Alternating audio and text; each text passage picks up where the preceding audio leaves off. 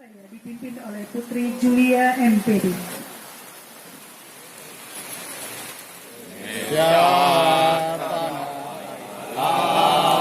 Bapak Jalaluddin SPD MPD, kami persilakan.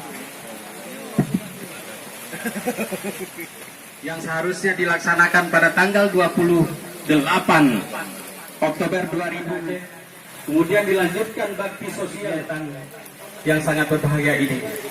Kemudian digor hingga kepada Pak Kecil. Dan sebelumnya saya minta terima kasih mempersiapkan terlambat diberitahukan. Jadi ini Pak, yang kami hormati Kecamatan Merasa, Ibu Kapolsek dan Karamil Kecamatan Merasa,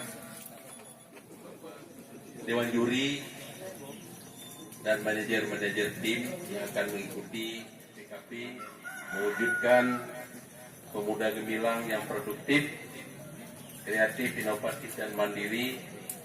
Ini bisa terwujud dan kiprahnya semakin kita rasakan untuk turnamen bola voli Piala Bergilir Wali Kota Banda Aceh tahun 2017 secara resmi dinyatakan dimulai.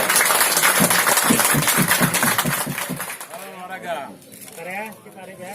Salah PKP. Kita salami. Aku yang dewa. Salah pompa. Oke, sip.